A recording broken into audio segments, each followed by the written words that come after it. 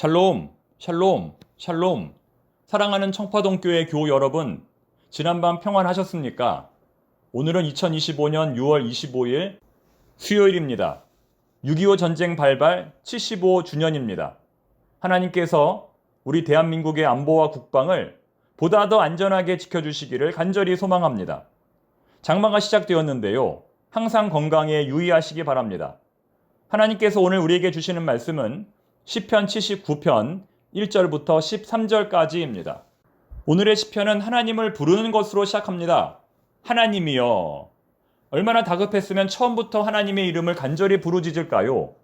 그러나 시인은 하나님을 부른 이후 원수들이 자신에게 어떤 나쁜 짓을 했는지 기록합니다.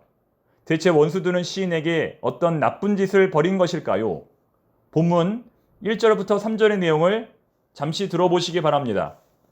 하나님이여, 이방 나라들이 주의 기업의 땅에 들어와서 주의 성전을 더럽히고 예루살렘이 돌무더기가 되게 하였나이다. 그들이 주의 종들의 시체를 공중의 새에게 밥으로, 주의 성도들의 육체를 땅의 짐승에게 주며 그들의 피를 예루살렘 사방에 물같이 흘렸으나 그들을 매장하는 자가 없었나이다. 여러분, 지금의 모습이 머릿속으로 그려지십니까? 너무나 상상조차 하기 어려운 끔찍한 일이 벌어지고 있습니다.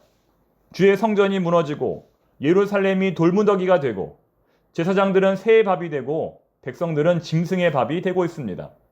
그들의 피가 물처럼 흐르고 있지만 그들의 시체를 매장해 줄 사람이 아무도 없습니다. 무슨 말입니까? 지금 이스라엘이라고 하는 나라가 멸망당할 정도의 끔찍한 고난이 임했다는 겁니다.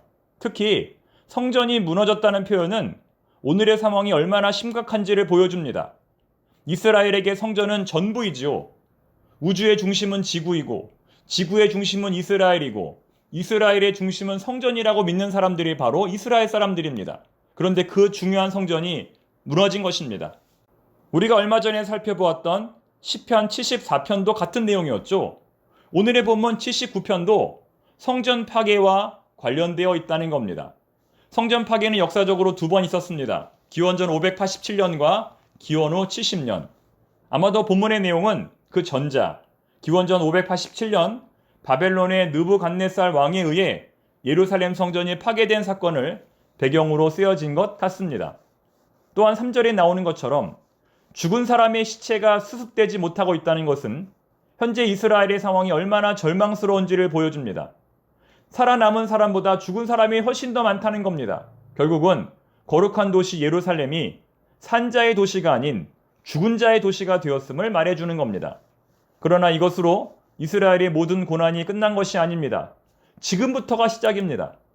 4절은 전쟁 이후의 상황, 살아남은 이들의 고난에 대해서 말씀합니다. 폐허 속에서도 살아남은 백성들은 육체적인 고통에 시달리는 것도 모자라 이웃 나라들로부터 비방과 조롱을 당해야만 했습니다. 주변 나라들로부터 위로와 도움을 받은 것이 아니라 오히려 주변 나라들로부터 조롱과 비웃음을 받아야 했다는 겁니다. 여러분, 이것이 바로 세상의 질서입니다. 세상은 우리가 고난당할 때에 위로해 주는 것이 아니라 우리를 더욱 조롱합니다. 설상가상이라고 하지요.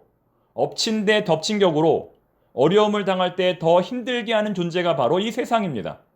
성경은 이스라엘의 형제 국가였던 에돔이 가장 앞장서서 이스라엘을 조롱하고 비웃었다고 말씀합니다. 이러한 현실 속에서 시인은 하나님께 질문합니다. 5절 말씀입니다. 하나님, 어느 때까지입니까? 왜 하나님의 심판은 영원합니까? 대체 그 끝이 보이지 않는 이유는 무엇입니까? 이처럼 시인은 이스라엘을 향한 하나님의 심판의 끝이 보이지 않자 하나님께 따지듯이 질문합니다. 여기서 우리는 어떠한 메시지를 얻을 수 있을까요? 두 가지 사실을 알 수 있는데, 첫째는 시편 79편의 저자인 아삽은 지금의 고통스러운 현실을 하나님의 심판으로 이해하고 있다는 겁니다.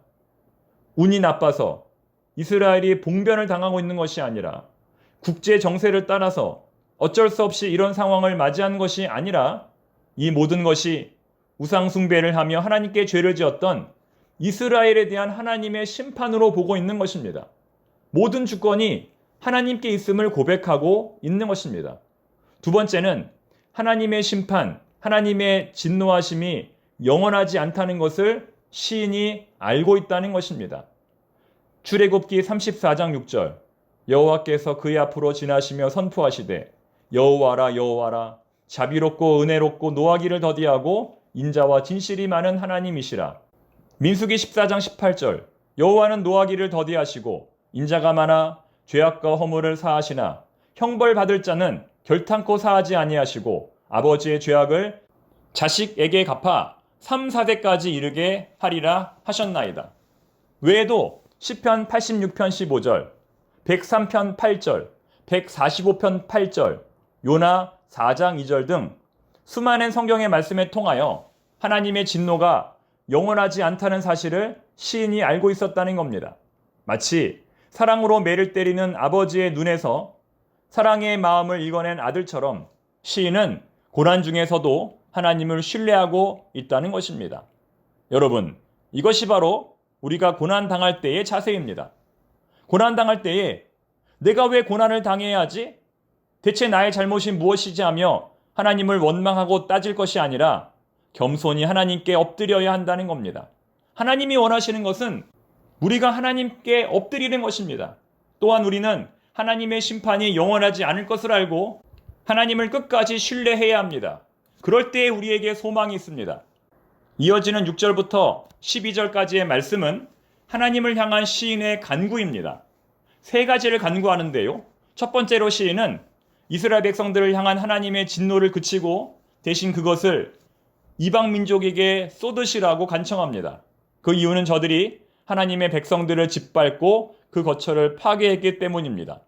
두 번째로 시인은 심판의 원인이 되었던 자신들의 죄를 기억하지 말아달라고 간구합니다. 그들은 철저하게 이 모든 고난이 자신들의 잘못임을 인정하며 하나님께 겸손히 간구하고 있는 것입니다. 내 죄를 용서하옵소서, 내 죄를 기억하지 마옵소서, 내 죄를 부디 사하여 주옵소서. 마지막으로 시인은 하나님께 처절한 복수를 의탁합니다. 10절부터 12절까지의 말씀인데요. 시인은 하나님의 정의에 호소하며 그동안 인종학살, 전쟁 포로의 강제 압송, 패전 국민에 대한 공개적인 모욕을 일삼았던 이방 민족에 대하여 보다 철저하고 완벽한 보복을 하나님께서 대신 해 주실 것을 간절히 요청합니다. 12절에 나오는 7배의 보복이 바로 그것입니다. 히브리어 숫자 7은 충족, 충만의 의미를 내포하기 때문입니다. 이제 오늘 말씀을 맺겠습니다. 오늘 본문을 자세히 읽어보면 시인은 하나님의 명예와 정의를 지키기 위해서는 하나님의 보복이 반드시 필요하다고 주장합니다.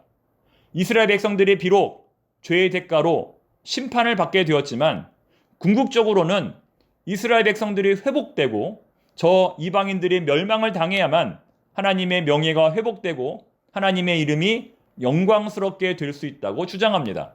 즉, 자신의 혈기와 감정에 휩싸여서 하나님께 보복을 요청하는 것이 아니라 의롭게 판결하시는 하나님의 주권 아래 모든 복수를 양도하고 있는 것입니다.